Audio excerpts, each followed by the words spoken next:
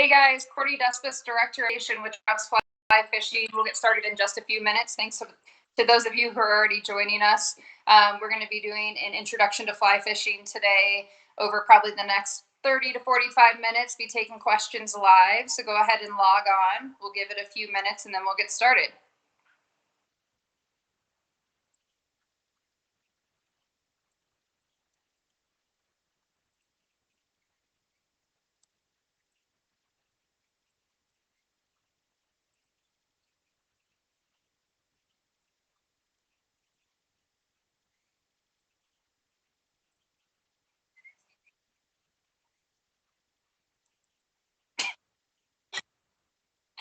I was totally going to get a drink too. And then I was like, not appropriate.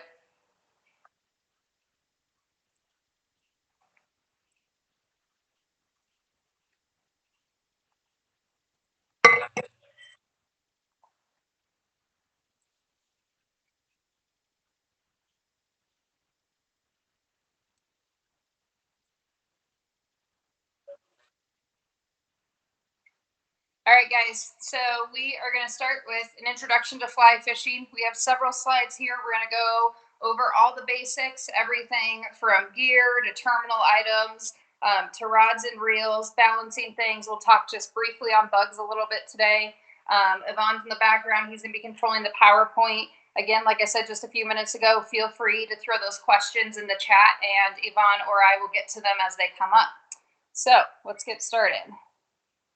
So what makes fly fishing fly fishing? I think this is the true basics behind fly fishing where we all want to start. A lot of us grow up doing more conventional fishing and eventually find fly fishing, or there's a lot of people now who have stepped straight into fly fishing and don't understand necessarily what's the true difference if I'm fishing a spin or conventional versus a fly rod. And the main difference between the two is really about where the weight's held. So when we're looking at conventional versus fly, in a fly rod, our weight's actually held in the line. So the line that's loaded onto your reel and then strung up through your rod is actually what helps to load your rod through your cast and therefore cast that fly, which imitates whatever bug life or entomology on the other end into the water. When we're talking conventional or we're talking spin casting, all of our weight is held in that lure on the end. And so the physics of it work a little bit differently, and that the weight on the end of the lever arm is actually what creates that launch in your cast, and therefore those really long flying casts and your lure smacking the water because of the weight.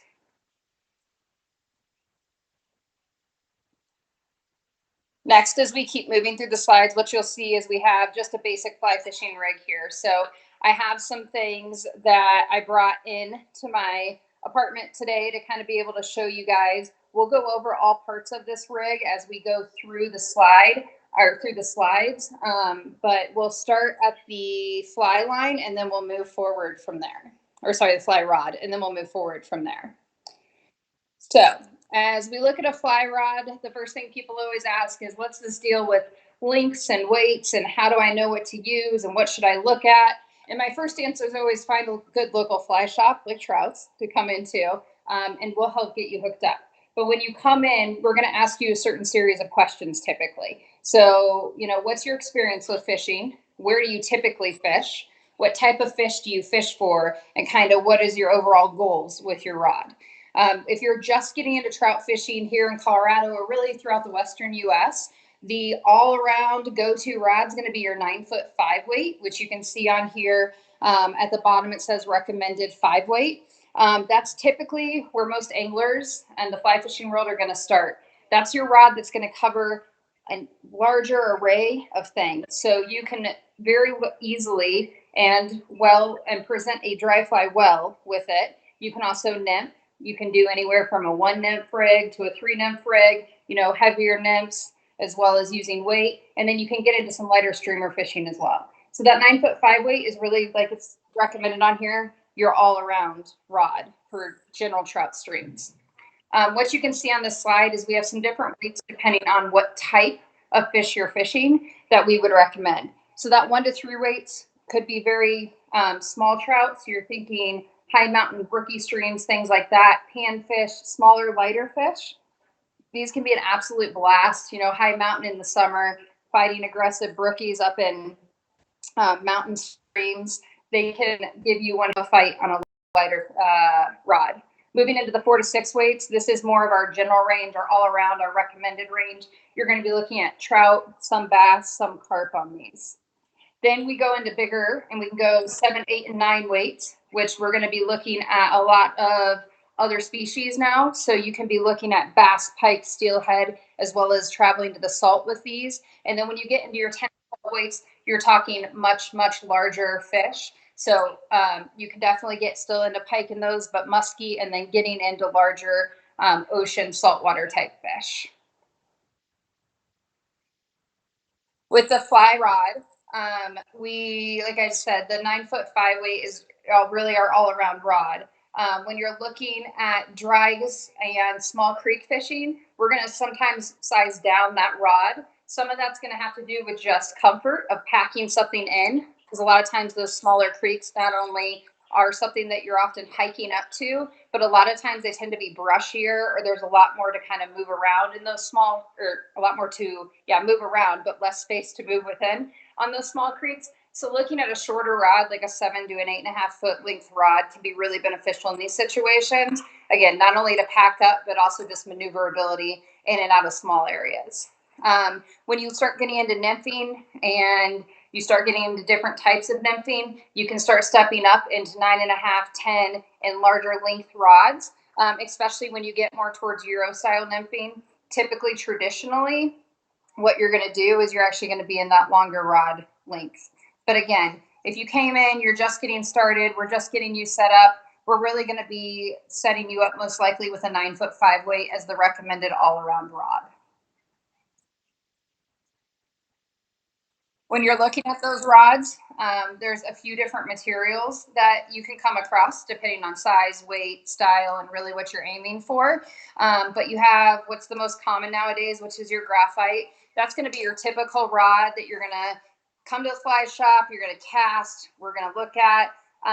You also have a more traditional bamboo style, which is literally a rod that's made from bamboo. I personally have one and love it. I use it a lot. It's my lighter rod. It's a 3 weight, 3, 4 weight.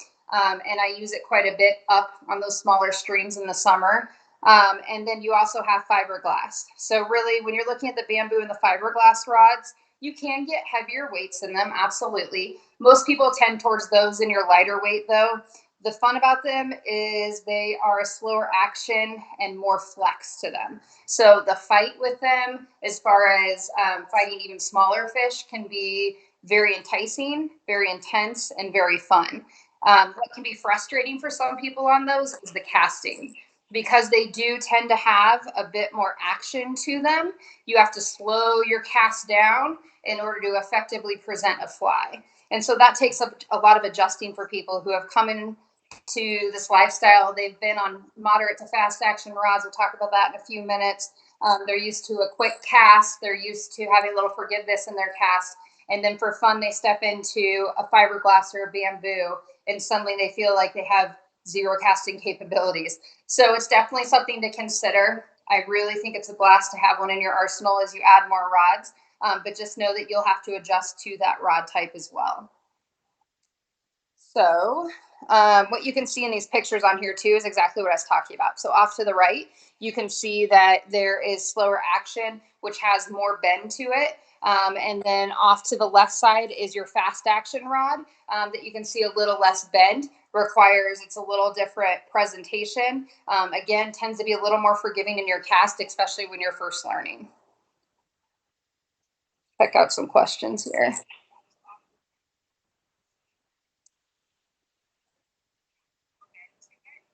What'd you say, Yvonne? Okay. All right. So next, moving from the rod, we're going to move to your reel. So when we have our rod, we also have our reel. Everybody's pretty familiar with these two pieces of equipment in practice and in existence. Not everybody usually or totally understands kind of the purpose, the intent, what we need to do with them. So when we're looking at a reel, the biggest thing to know is we're going to tend to match this reel to the rod. So when you come into the shop to get set up with a new fly fishing setup, we're actually going to, fit you to a rod, see how it feels, and then we're going to take you over and we're going to talk to you about reels.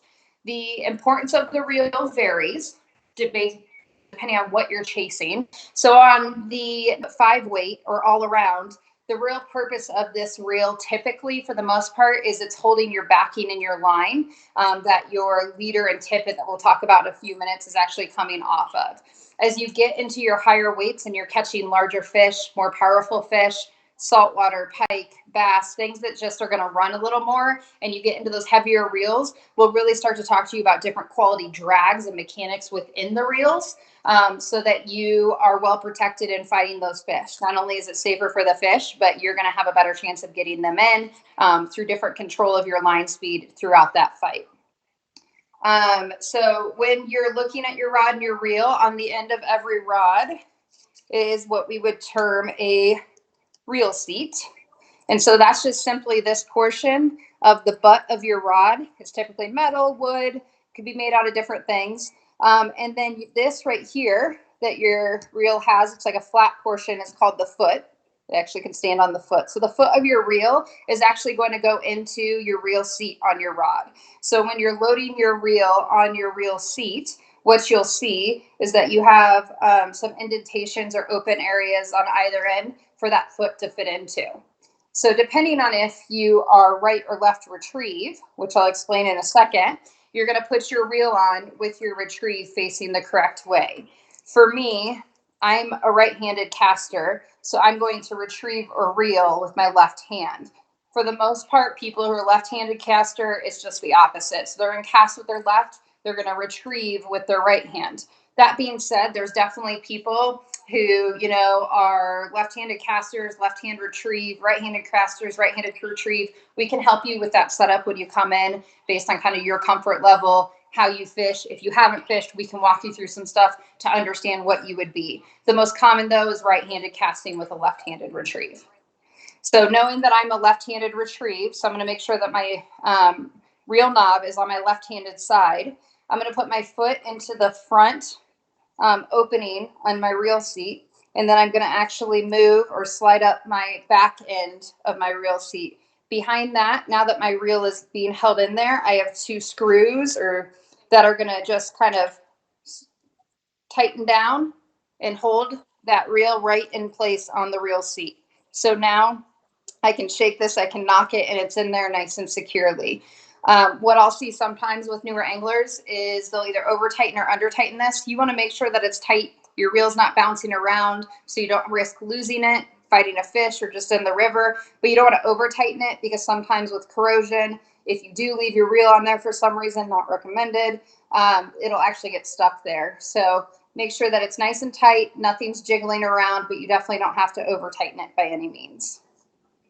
So again, with the reel, we're going to be matching it to the rod. This particular rod that I have, this Orvis Helios 3D, is a 5-weight, and the reel that I have on here is actually a 4.56. So the way that Orvis has set up this setup, these two balance each other. I don't have the entirety of my rod put together right now for space. I just have the first 2 sections.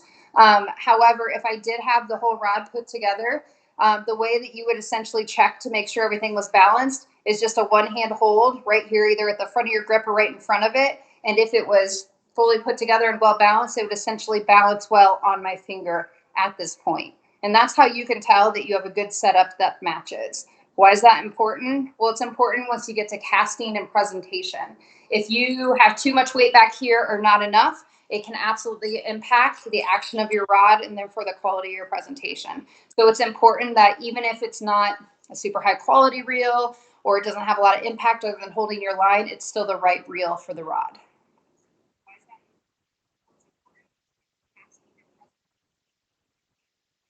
Okay, so moving on from the reel now, I'm just going to take this off for ease. We're going to talk about fly line.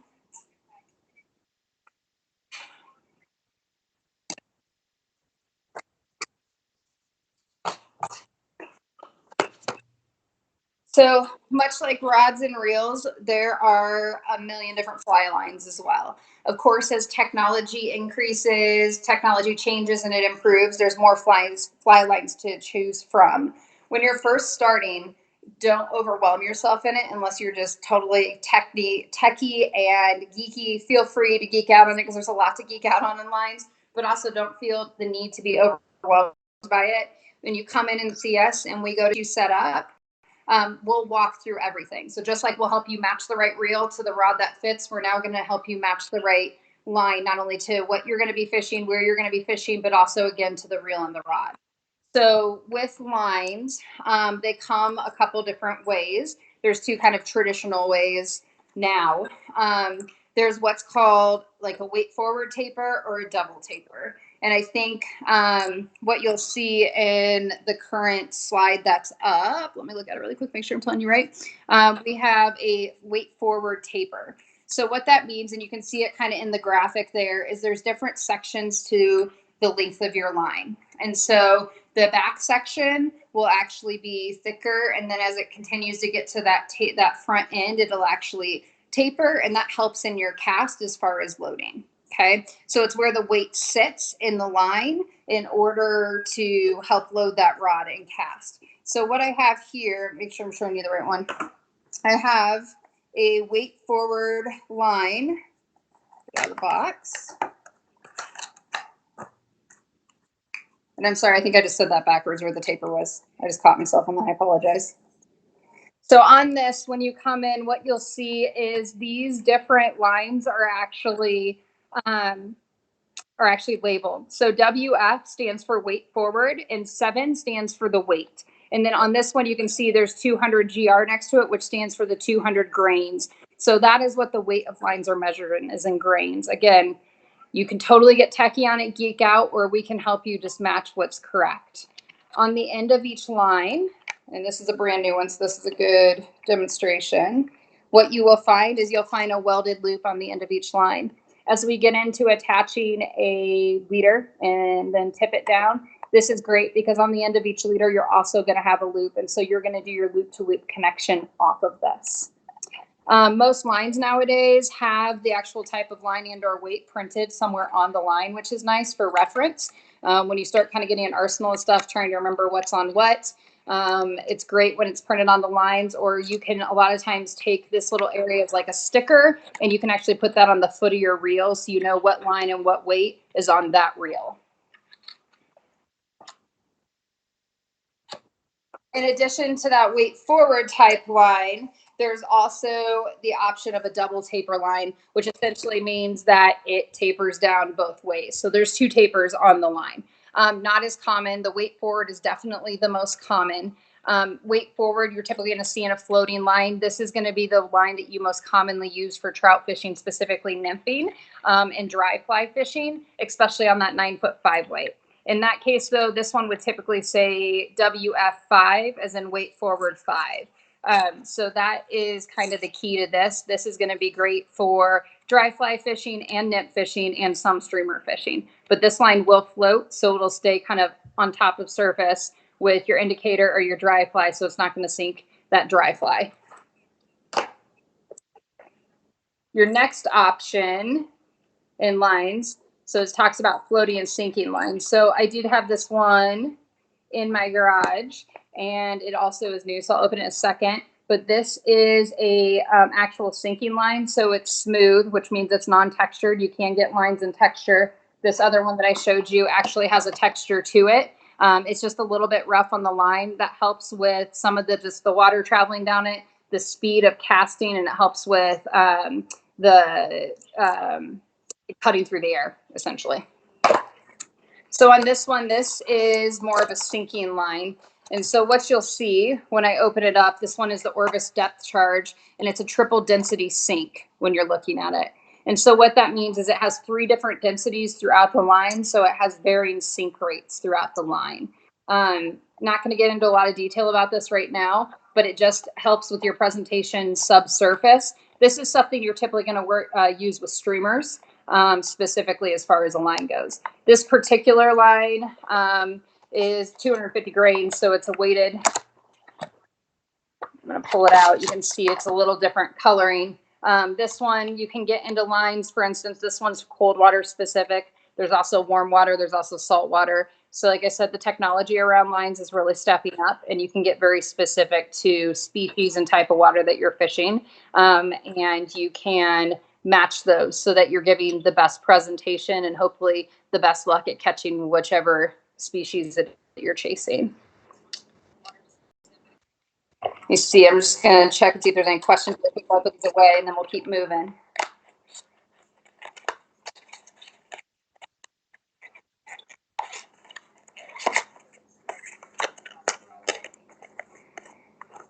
Okay, so Steph and Levi. Question is, can you discuss the relative importance of rod reel quality versus technique in determining success, i.e. casting presentation, bringing fish to hand, etc.? So, you know, I think that rod reel quality does matter, and it matters for different reasons. It matters everything, especially if you're first learning, just around warranty, because you're going to be more likely to break or injure the rod typically when you're learning. So getting into a higher quality rod that has a great warranty, which most, you know, whether it's Sage, Orvis, TNT, something like that, you're going to have high quality warranties that they're going to stand behind across the board. So I do think it's important to actually invest in that. That is the one thing connecting you as the individual fishing to that fish. So I think actually putting that little bit of extra funds into your rod and reel when you're starting, there's other things that you could probably kind of negotiate on. Additionally, quality will also play into your cast. So understanding your level of experience and where you're at and where you want to go and how you want to grow in fly fishing should definitely be something considered. If this is going to be something that you're doing, you know, a couple times a year, you're still going to want a high quality rod, but you may not go all the way to the top.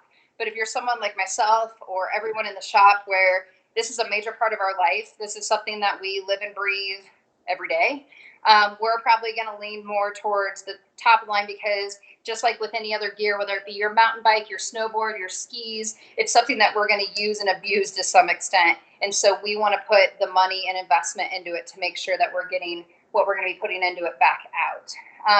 With that, you can get into, like I was talking about earlier, you know, the different types of blanks, which is the body of the rod, the different type of resins and materials.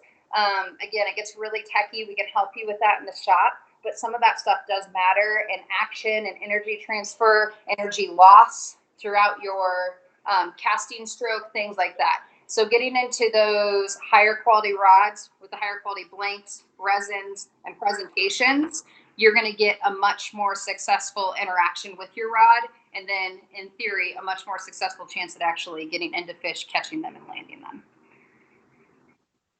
Okay, so moving on from fly lines, we are going to move to leader. So I was talking a few minutes ago how on your floating line, you have that welded loop right there, and that your leader is going to connect to this. We're going to look at knots in a few minutes, but when you are going off the end of your line, the next thing that you're going to basically put as your connection point to your fly is what's called a leader. And so a leader comes in a couple different types of material. There's mono or there's fluoro. They're nylon based. Mono is your traditional go-to. Fluoro is a material that is more translucent subsurface and tends to have a little bit more tenacity or strength to it. So what you may get for a length and weight out of mono, you're going to get a little bit of a step up in that same length, weight, and fluoro. So when you're first getting your leaders, they'll come in packages like this. You can get a couple to a package. I always recommend, especially to beginners, invest in a couple double packs, because you're going to be going through these a lot more in the beginning as you're learning knots, breaking things off more commonly. So definitely invest in a couple so you don't get out to the river and then your leader breaks and you have no other options and now your day is over. So grab a couple of packs. What you'll see on the bottom is you'll see a couple different numbers. So I'm going to explain those. And we have a couple slides coming up as well about this stuff too. So I'm going to talk through this and then I'll kind of connect it back to the slide. This first number is your diameter or general diameter weight of your leader. So it's going to be like a 0 to 10x. Okay. The way it works in leaders, and this will be pictured a little bit later, is the lower the number, the greater the diameter. So a 3x is thicker than a 4X, which would be thicker than a 5X, which would be thicker than a 6X. A 0X would be thicker than a 1, which would be thicker than a 2, which would be thicker than a 3. Come in a couple different sizes traditionally, either 9 or 7.5 feet. There's different theories on 9 versus 7.5. I tend to, for a beginner, to sell them a 9 because they're typically going to use more of it, to be honest, when they're tying, when they're cutting into it. Most of us, I think, that have been fishing a little longer typically lean more towards the 7.5, especially for dry fly fishing with presentation. This over here is the pound test, essentially, is what that equates to. So for this 3X in this freshwater SA leader, it is equivalent to 8.5 pounds test. So that's what you're looking at when you're looking across those numbers. When you first pull your leaders out of the bag, they're going to be furled on themselves just like this. And what you can see sticking up right here is actually the loop that I was talking about. You're going to do a loop-to-loop connection that we'll have on a slide later to connect these two. So when you first take these out, I always teach people you don't just want to pull on it because you're going to knot it. So it's actually, like I said, furled or wrapped around itself. So you're actually going to take these and you're going to unwrap it from itself until it's completely unwrapped. Once you're done, I always tell people put your hand through the leader and then just keep unfurling it until the end. Don't get anxious. Don't try to pull. What you'll see on these leaders is here at the back end by that loop. You can see it's really easy to see. It's pretty thick. As we continue to move down, you may possibly notice, it may be hard on video, but the leader actually tapers. Just like we were talking about tapers online earlier, the leader also tapers as well. So when we get to the end of this 7.5 feet, you can see there it's getting thinner. What you'll see is at the end of the 7.5 feet, we're looking at the actual 3X diameter, whereas at the beginning, it's thicker. So what you'll do, and let me see actually if I could show you the two. So you can kind of see here the difference in diameters between the two. Over here is the end of 7.5 feet, and out right here is the loop or the thicker diameter portion. Leaders have memory because they are a nylon-based material. So what you want to do is you actually want to straighten these out after you take them out of the package. A little bit of heat, a little bit of tension does that. They make tools that are called line leader straighteners. You can definitely buy one of those. Your hands work just as well. So just hands on either end. You're going to have some friction because of the material as you run along it. Just keep a constant tension as you move through all the way down. And now what you'll see is instead of a pigtail, I have a nice, smooth, straight leader now. So again, just a little tension and heat with your hands is going to straighten that leader right out. So you're going to take it out of the package. You're going to unfurl it. You're going to completely unwind it. Once you do that, again, tension and heat along the leader, beginning to end, to straighten it out. And then what you'll do at this point is you'll actually move your leader to move to connect to your line. Okay, like I said, we'll talk about that in a few minutes.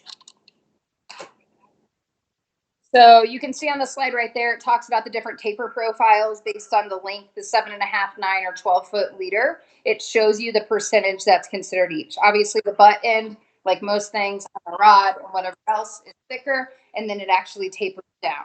So each percentage is kind of that different section, like is demonstrated there on the slide.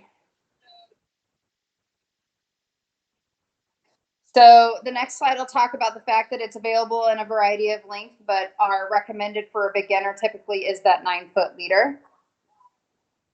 And then moving on from there, what you'll see on our next is now we're moving to Tippet.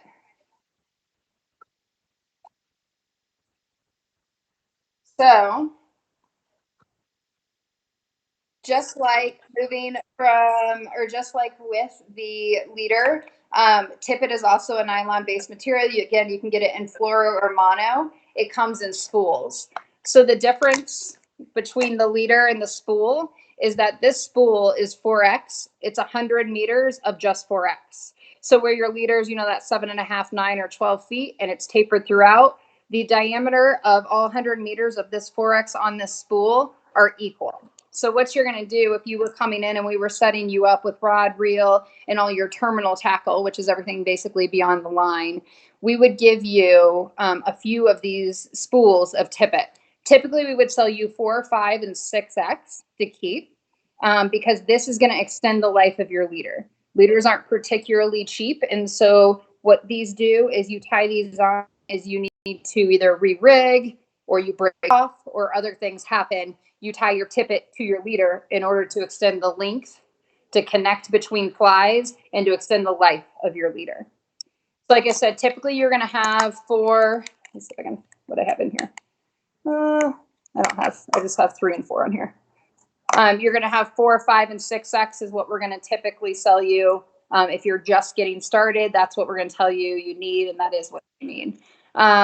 What our cue is always to people to recognize, which sometimes doesn't get shared or people just don't think about it, is that when you're connecting tippet to leader, you always want to make sure that you're aware of what diameter you're operating with and what weight. In other words, if you're going off the end of your leader, you do not want to put a heavier tippet than is already on your leader. So if this leader is a, what was it, 3X, I would go 3X, 4X, 5X, or 6X down. And you want to taper by size typically. So you don't want to go greater than 2 sizes different. So if I was to connect and like, let's say a tractor nymph off the end of this leader, and I was going to run tippet to another fly, I would make sure that that tippet between those 2 flies was lesser in diameter than this 3X. So most likely I would put 4X. And then if I was putting a third fly on, there's a good chance I would put 5X down to that last fly. So always make sure that your continuous connection points are not stronger than what you're starting with.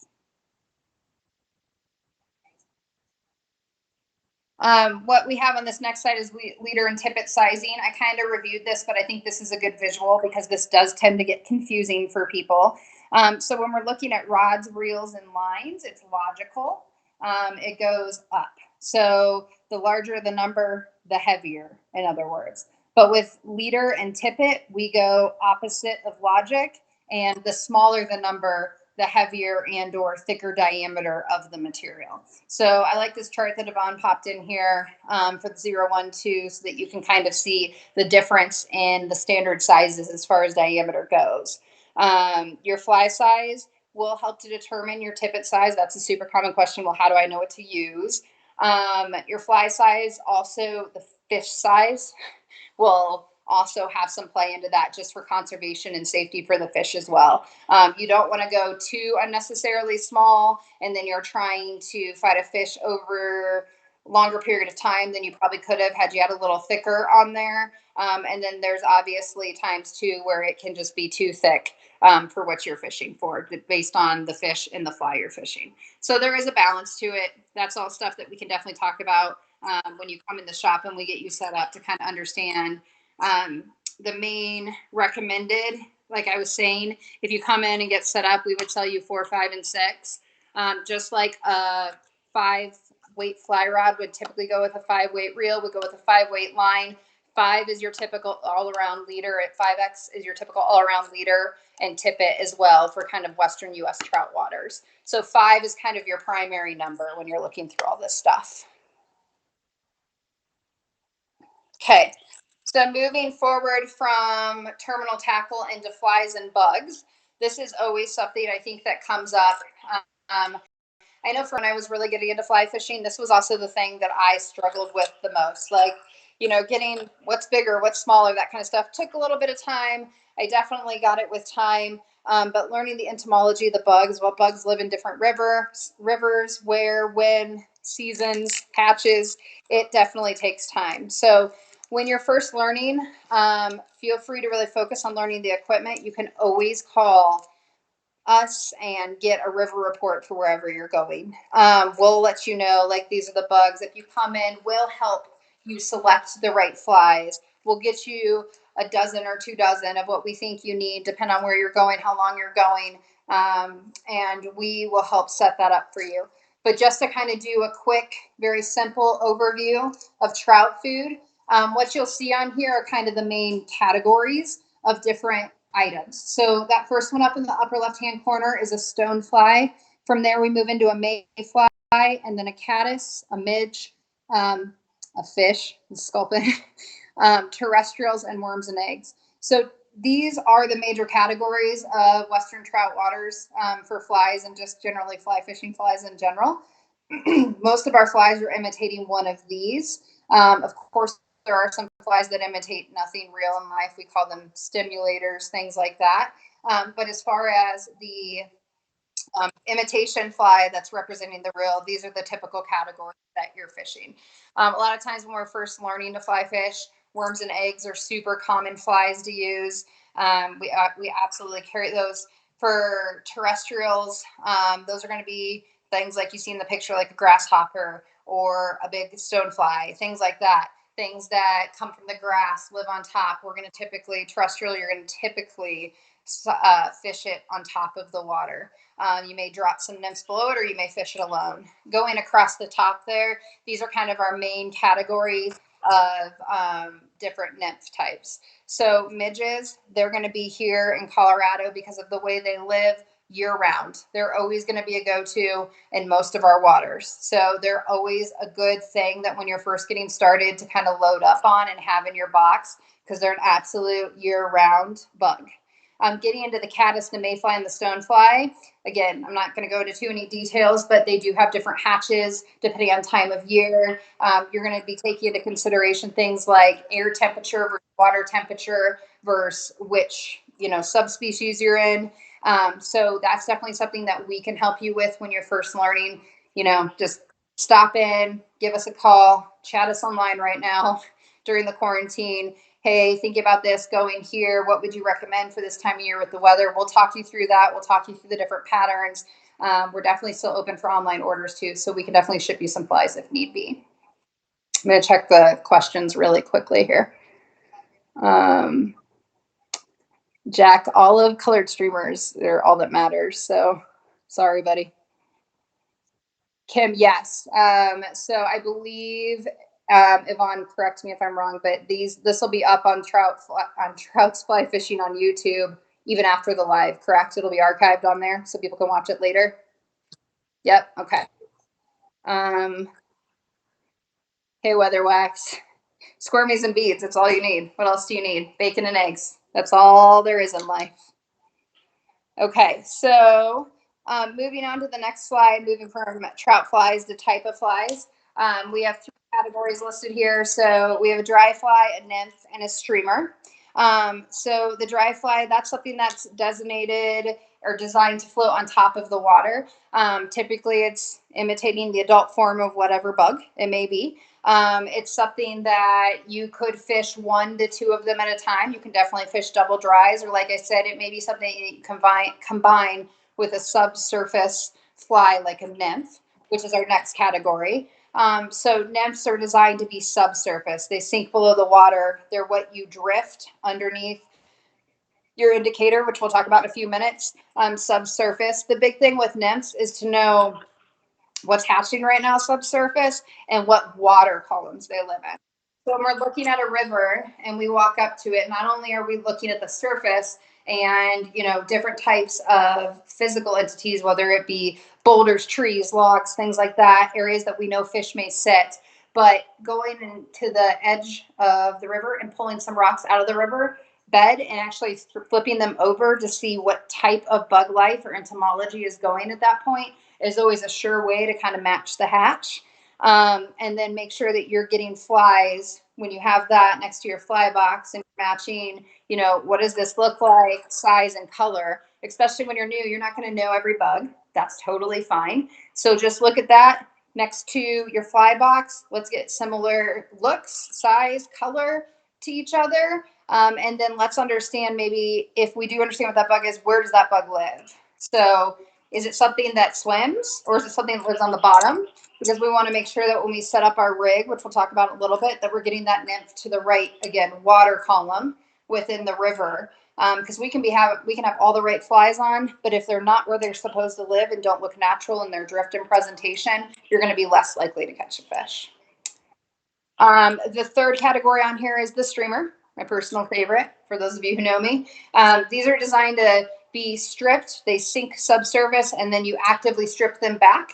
They're representing a fish or a crayfish or other things that swim subsurface typically. So it's a totally different type of fly fishing than nymph fishing. Most anglers, when they get started, they're starting with dry and or nymph fishing. I think at this point in time, nymph's probably the most popular for most kind of beginner anglers. Totally fine.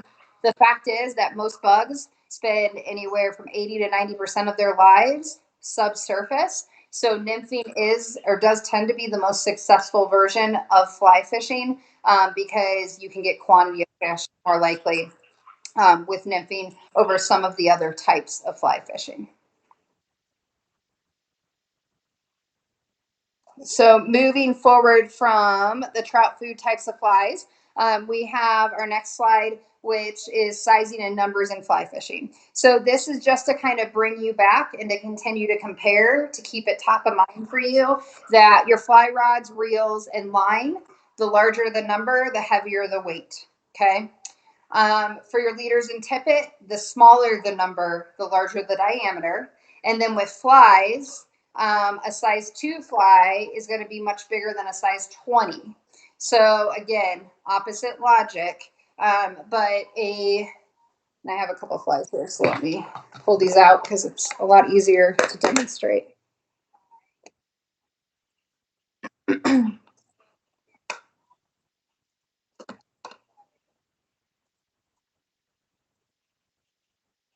So this little hare's ear, beadhead hare's ear here, that's 2022, is much smaller than this Pat's rubber leg that is, let's say maybe 14. Okay. So again, 2022, much smaller than this 14, 16 rubber leg. So smaller the number, just like tippet and leader, the bigger in flies.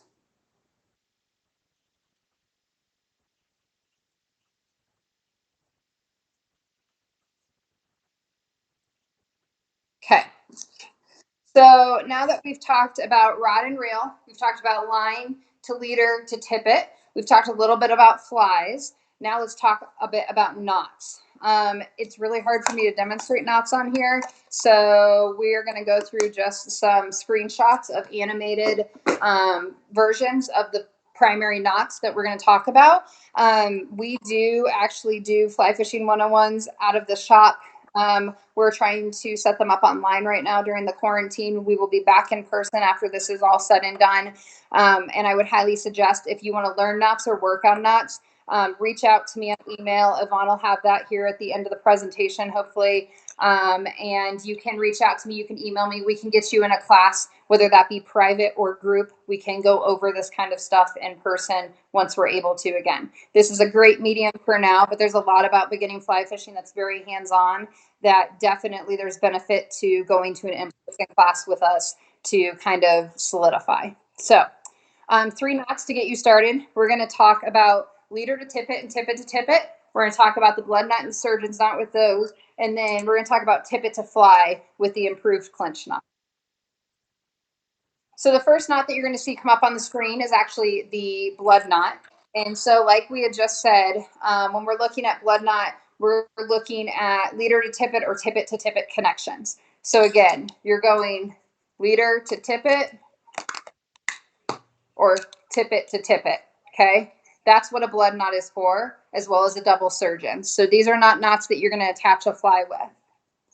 So the first one, like I said, is the blood knot. This is from animatedknots.com. If you haven't visited there, I definitely suggest it. It's a fantastic site for the visual. You can play the video beginning to end so you can see the full smooth creation of the knot, but you can also section it and truncate it so you can literally go with the video step by step. You could also go onto our website. We have an education page. We have several videos there of different knots. We're working on updating them, so not everything's up there, but there's definitely options for knots in person on our education site as well. So what you'll see here is when, let's see if I can get,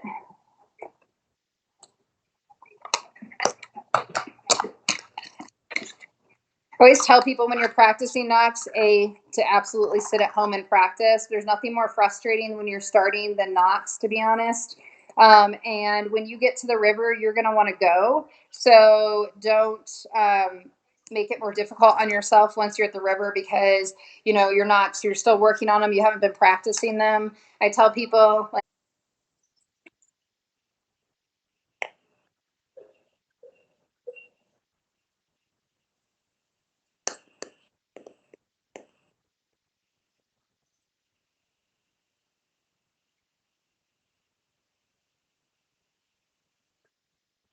good. Okay, sorry about that, guys. We have a little connection issue. Everyone trying to load their Wi-Fi, I think, for working from home.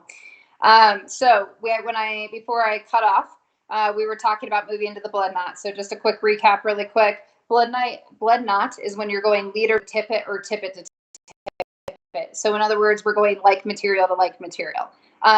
So when we're looking at the blood knot, we have the different steps here. The one thing I love about animated knots is they use the two different colored entities so that it's a good visual for you to actually see what's doing what. So if we're looking at this, let's pretend like we're going leader to tippet. The blue is the leader and the red is the tippet. What you learn as you're going through fly fishing and you learn the different terminology, as you're going out from your line, you connect your leader onto your line with your loop to loop connection. The end that is now hanging free is called your tag end. Okay. So you're going to take your tag end or the blue end of your leader and you're going to overlap your tippet onto it. Once you do the overlap of the two, you're going to wrap one side and then the other. So what they're showing here, and based on what I just defined the blue and the red as, you're actually going to here take your leader and you're going to wrap it back on your tippet several times. Okay. So I believe here they probably wrapped it, what, 4 or 5 times that way. How many times you wrap it somewhat is impacted by the size of the two materials you are wrapping together. The smaller the diameter, the more wraps you're going to do. I typically, when I'm doing this, I'm doing 4 to maybe 6 wraps on both sides when I go through. So once you wrap your leader back onto your tippet, what we're going to do is then you can see in this 6th slide, you see that there's a tag in that actually goes back through. So after you've crossed your two entities and you've wrapped your leader back around, what it creates is a small hole back right by the cross of the two entities. When you put your leader back through that hole, you want to continue in the direction that you were wrapping. So in this case, they were wrapping back to front, and so they went through the hole accordingly. Okay. So now that we have our leader wrapped through, when we get to the next slide on here with these other 5 images, what you see is it's a repeat of that same process, except now it's actually with the tippet. So the tippet's going to wrap around the leader. And then once you wrap those, you're going to go through the opposite direction because you've now wrapped the opposite way with your leader. So if you're going, with your tippet around your leader, if you were going front to back with your leader around your tippet, you're going to go, if you go back to front with your leader around your tippet, you're going to go front to back with your wraps of your tippet around your leader. And then your two ends are going to be going opposite through the loop that was created. So what's ideal and what means or shows a successful blood knot when you're looking at these images is in that last image, you see that the two tag ends are coming out opposite sides like this. Okay.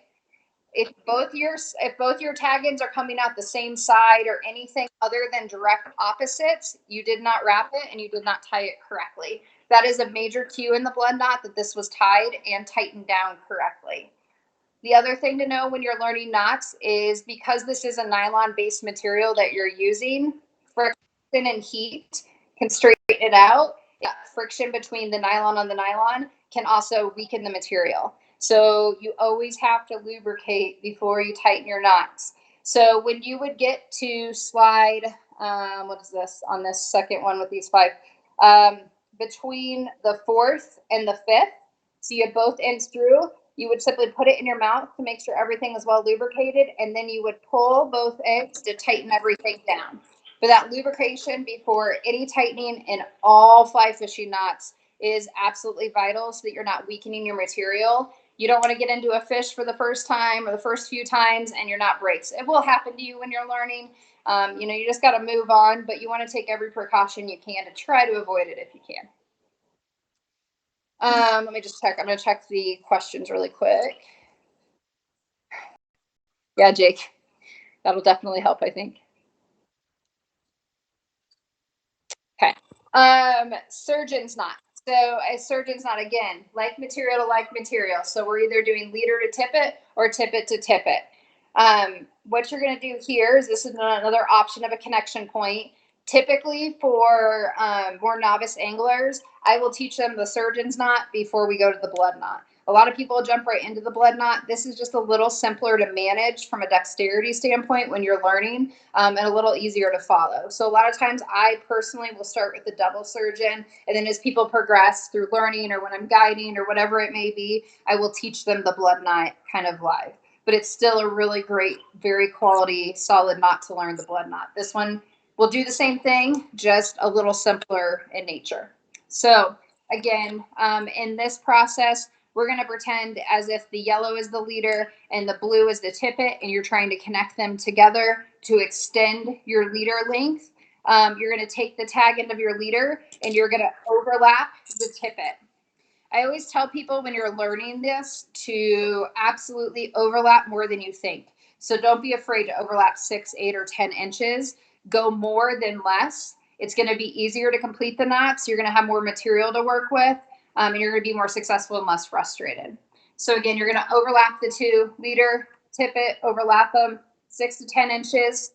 Once you do that, what you can see is that you will essentially, let me see if I can do this really quick so that I can show you guys.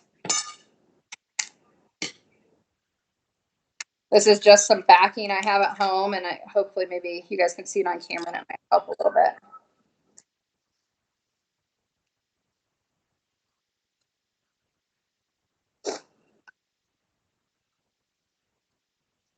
Okay.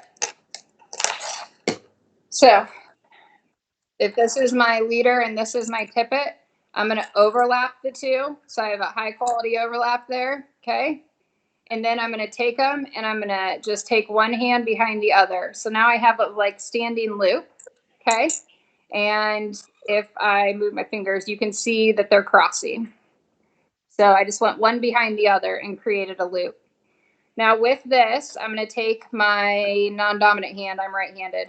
So I'm going to take my non-dominant hand and I'm just going to hold at that intersection of the two at that loop in order to maintain that hole, because that is what we're going to go through with our tag ends or our free ends in order to create the knot.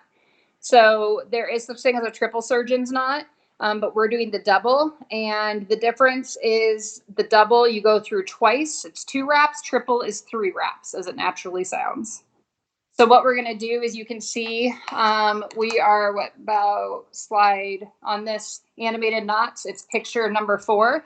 We're going to take our 2 free ends and both of them are actually going to walk through together at the same time.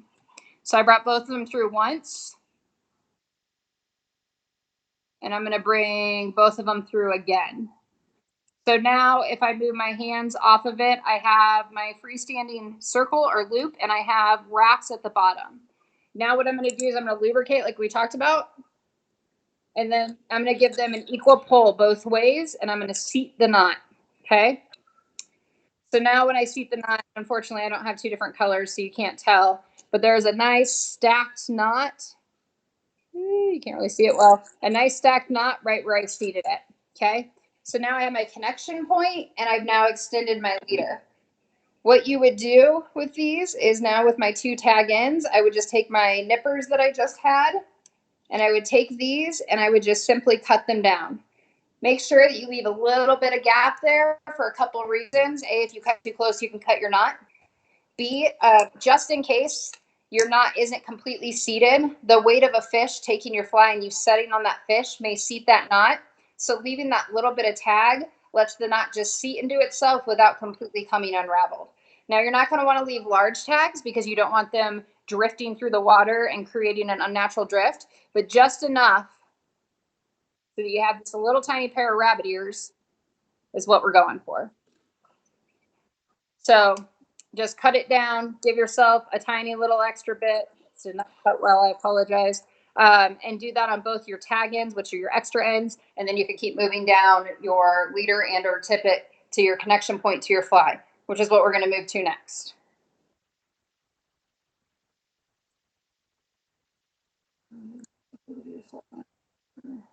Yes, Kathleen, that's absolutely correct. So when you're actually rigging up your fly line through your rod, just going through the act of essentially doubling it over to create a little ear and then running that double over up through your guides until the end, and then pulling your line all the way through till that looped in or leader, whatever you have attached, is all the way out. Doing this as you go up your guides, if for some reason the wind blows or you get distracted or you just lose your line, it won't feed all the way back down through all your guides, and all of your work won't just be for naught. So it'll essentially, that loop will expand and it'll stop at the guide that it stops at, and then you can just re-grab it and finish stringing up. So moving on from the surgeon's knot to the improved clench, what you'll see in these pictures is they have a hook off the end. So this is actually the knot that you're going to use in order to connect your actual fly to your tippet and or your leader. One thing to note that I always teach beginners, once tippet is tied to your leader, it's all considered leader. So once everything's on your rod, it's not like this is my leader, this is my tippet, it's just your leader. So that sometimes can be confusing. People come and shop like, I need tippet, I need leader, I don't really know what I need. So once it's all actually on your rod, it is generally all referred to as leader. When it's free on the spool like this, it's considered tippet. When it's in the package like this, it's considered leader. So moving on to this clench, and I'm not going to be able to show this quite as well in the video, so we'll go over the pictures more, but just for a little bit of demonstration. One of these gummy cranes out, it's a little bigger fly.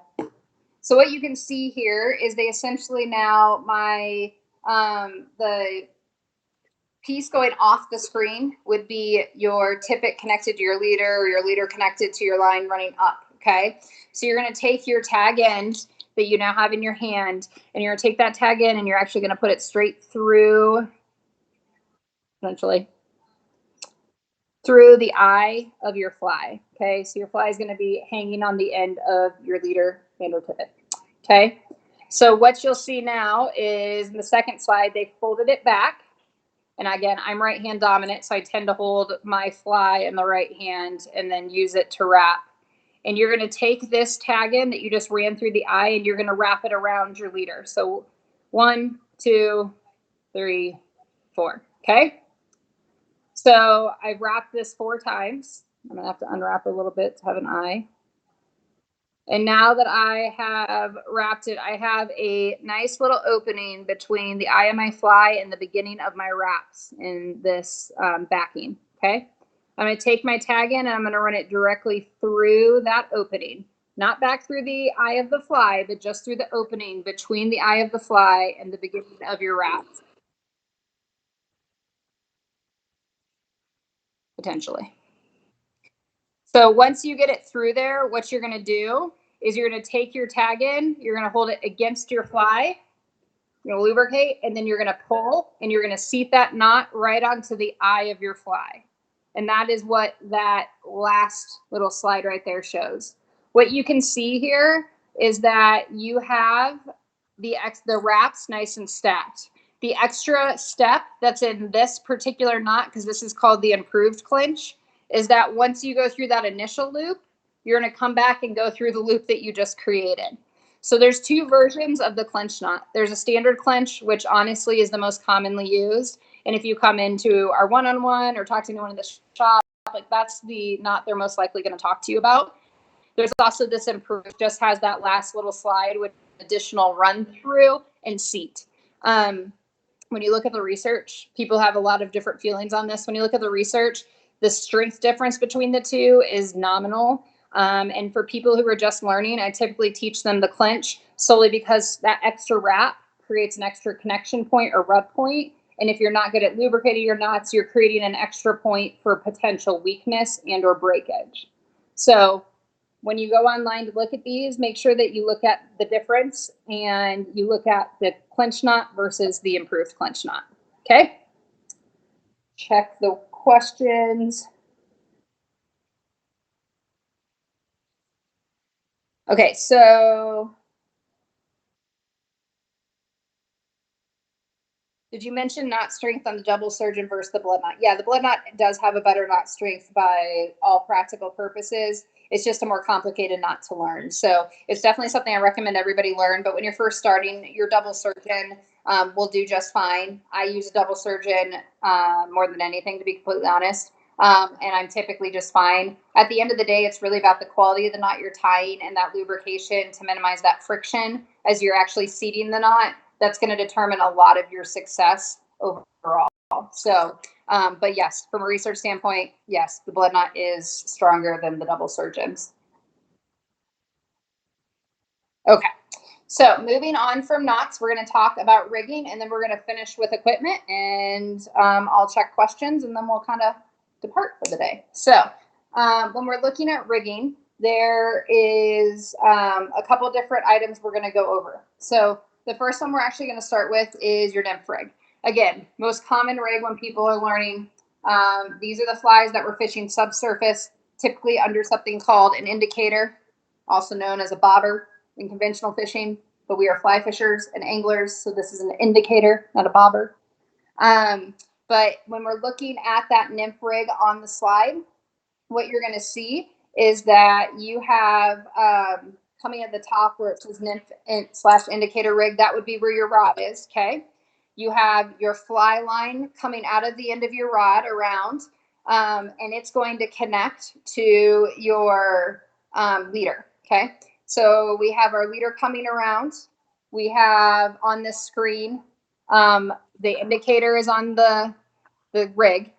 Then you have your weight, which you're going to typically sit on your knot, and that is to prevent it from actually sliding up and down, i.e. sitting on your fly, because you don't typically want weight sitting directly on your fly. And then you're going to have that 6 to 12 inches of tippet that it shows on there. This is obviously not to scale. You're going to have your first fly actually tied on. Typically that fly at the top is called your attractor fly. A lot of times, depending on, just a basic nymph rig, you can get into different types of nymph rigs. That's going to be typically your heavier fly. A lot of times it's going to be the one that actually sits more on the bottom of the river because it's the closest to the weight. So you're going to have your line to your leader. Okay. You're going to have your weight. You're going to have your attractor fly, which is going to sit down here between your attractor fly, you're going to have some more tippet off your attractor fly to your secondary fly. And a lot of times that fly is going to sit just above that attractor fly. We're getting further and further from the weight at this point. And then in this, it's not in this drawing, but then you can also in Colorado fish up to a 3 nymph rig. So you may choose to tie another fly off of that. A lot of times that'll be an emerger fly or something that kind of comes up through the different water columns and emerges up. I typically tell people when they're first learning, stick to 1 to 2 nymphs. You could absolutely, like I said, it is legal to fish 3 nymph rig in Colorado. However, it is more stuff to get caught, more stuff to rip off, and more stuff to get tangled when you're casting. So I typically will start people with a 1 to 2 nymph rig when they come in for a one-on-one or 101 and they're just learning. That's what I'll kind of start them with. Understand the different depths, understand how to tie. And then as you get more comfortable, the presentation and casting, you can add more flies on. What you'll also see noted on here is the indicator. The standard saying is 1.5 to 2 times the depth of the water. That's where you're typically going to start with your indicator. There's different types of indicators. I just grabbed one from my garage, and it's what they call an airlock. So these are nice because they actually have a screw cap on them. There's a little slit you can't see here. You can put your leader or tippet in that slit. You just put the little screw cap back on. And the nice thing about these is you just loosen the cap a little bit, change your depth, and you can slide it up or down easily without kinking your line. There's also a more traditional indicator that uses just a little wrap. We sell them both in the shop. They come in small sizes like this, medium, and you can get them larger. I tend to fish clear indicators, but they also come in colors. Typically orange, pink, and yellow are your colors. So have all of them in the shop. You can come check them out once we're open again. and we can walk you through the differences in them. The next and final rig we're going to talk about is the other kind of good beginner rig, and that is a dry dropper rig. So when we're looking at this rig, we're starting with a dry as that top fly, and then you have a dropper or something that's actually tied on that is going to float subsurface. So typically some kind of nymph or emerger is going to go down there. Okay. So you do not have an indicator on this rig. Your dry is functioning as your indicator. The benefit to fishing a dry dropper rig is you're fishing, especially like late summer, August, when there's a lot of hoppers and stuff like that around, is you're fishing to two different surface or levels of the water, and you're fishing to more fish, essentially. You have the ability to use your dry as an indicator. So if a fish eats the nymph subsurface, you're going to see that dry move just like an indicator to indicate to set. Or you could have a fish come obviously on top of surface and take that dry or terrestrial. These are typically going to be a little bigger dry. They're not going to be real small ones that you're dropping behind. They're going to be there. You often hear them called like hopper dropper because people use an amazon or a hopper or salmon fly or something on top, and then they'll drop a nymph or two below them. Okay, let's finish up with gear to get you started, and then I'll check out the questions. So we've talked through everything today. We've talked through a bunch of equipment, rod, reel, line, everything terminal to that as far as leader, tippet. We talked about flies, bug lights, knots. What else do I need to get out on the river? So on this slide, what we have is we have the things that we would not let you leave the shop without for you to go on the river. There is one thing on here that we also need first and foremost, which is your fishing license. So please get it. The fishing licenses just started over for the year 2020. So if you haven't gotten your fishing license, this is your plug to get online and buy it. Next on there, we have polarized sunglasses. If you don't have polarized sunglasses, is it a deal breaker? No. Is it highly recommended? Yes. The polarization of the lens helps to cut glare and helps you to see through the water through cutting glare. So sight fishing, things like that, it becomes much more effective to have the polarized lens. Besides that, sunglasses are non-negotiable because of hooks flying through the air and eyes. Don't be the person. So there have been plenty of times, whether I've been guiding or I've been fishing myself or fishing with friends, that I have gotten to like ding on my lens, and I have been ever so thankful that I had sunglasses on. So they are a safety item in addition to a functional item. Next on there is weight or split shot. Oh gosh. So there's a couple different types of split that you can get. You can get packs like this, which have varying sizes in them. These are types that I typically recommend, this type of pack. You can get them in lead and non-lead. We have both in the shop, depending on your preference. Lead is typically heavier, is going to be a little more impactful. However, not great to be sitting on the bottom of the river in any kind of quantity. So there are non-lead versions of this as well. I showed you and talked to you about the indicator. Next, we have a fly box. Fly boxes come 8 million different types, kinds, sizes. And so it really depends on what type of flies you're actually trying to store. And we can kind of steer you towards the type of box that would be best for you. There's different features. There's silicone, there's foam, waterproof, non-waterproof, sealable, snap, magnet, all kinds. There's thinner, thicker, like these that have multi with a center case in them. So some of it's just personal preference, but we'd be happy to also talk through, like, based on what you're telling us, this is the box we'd recommend. Next thing on there is floatants. So this is required if you want to dry fly fish. So there's actually two types of floatant. And the purpose of this is this actually goes on the dry fly in order to help it float. So the materials that dry flies are tied out of are materials that don't typically or quickly or easily absorb water. However, after a couple fish takes or floating multiple times, they still will naturally take on some water. So what this does is this particular one, you can hear it, it's liquid in there. And this liquid, you just take the lid off once your dry fly is tied on, and you simply dip your dry fly in there and then let it dry for a couple minutes before you start fishing it. That's the key. That's going to help just create an extra coating on that dry fly to keep it so it's floating on top of the surface. Naturally, over time, again, different fish takes, floating, different speeds, river types, that liquid is going to also kind of end up getting submerged. So you're going to keep this powder on you. And after you put the liquid on initially, if you notice that your dry fly is not floating, another few hours into the day, you can drop it into this container, shut the lid, shake it in there, open it back up, take it out, give it a good, because it's going to be really white from this powder. But this basically just sucks all the moisture right back out of the fly. Landing net. So I do consider this a vital piece of equipment, specifically for safety of both you and the fish. I know you'll see people out on the rivers and they will absolutely not have a net, or they'll be like, oh, it's not a big fish, I'm just going to hand line it. Can you do it? Yes. Is it dangerous and harmful to the fish? Yes. So please invest in a net. Invest in a good net. Make sure that the net has a rubber basket. It's not a string of any kind.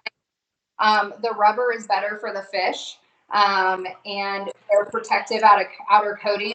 It's less likely to take any of that off. It's comfortable and it's just safer for them. We sell fish pond nets. These are my favorite. I adore them. I love them. These things are indestructible. They get lost sometimes on the side of the river, but other than that, they're indestructible. So I highly recommend these. Typically when people are coming in, I'm not a tall girl. I'm like between 5'2" and 5'3".